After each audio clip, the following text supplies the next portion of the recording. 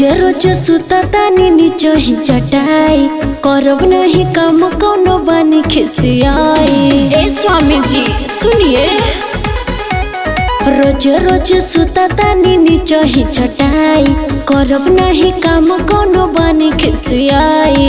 लगे नहीं दे हम गरमिया बेनिया डोलाई दे हम हो। अच्छा गौरा हो तहरा ला कूलर मांगवाई दे हम हो। अच्छा गौरा हो तहरा ला कूलर मांगवाई दे हम हो। ए जी खाली बोला तानी।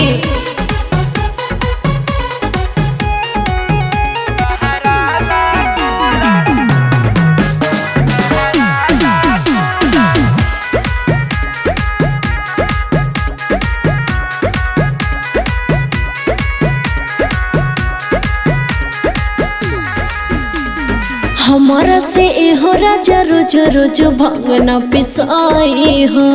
ए जी सुना तानी, टूटल मड़ैया जाके एहो राजा पहले छरवाई हो। तनिक बात माना, हमारा से एहो राजा रोज रोज भांगना पिसाई हो। टूटल मड़ैया जाके एहो राजा पहले छरवाई हो। अगल सवनावा में महल बनवाई दे हम हो।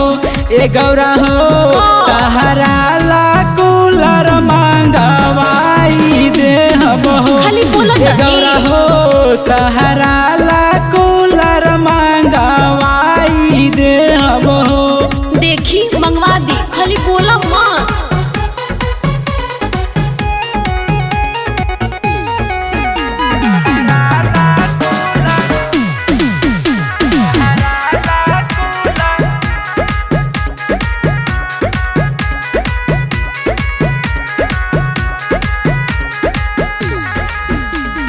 जाई रोजे रोजे तोड़े बेल के पतैया ए भोला। ए जी बुझा परेशानी हमर दुखे लकलैया ए भोला। सुनी ना, जाई रोजे रोजे तोड़े बेल के पतैया ए भोला। बुझा परेशानी हमर दुखे लकलैया ए भोला। ए सेमरानी से पावन बतलाई दे हम हो। अच्छा ए गौरा हो तहरा ला कूलर मांगवाई दे हम हो।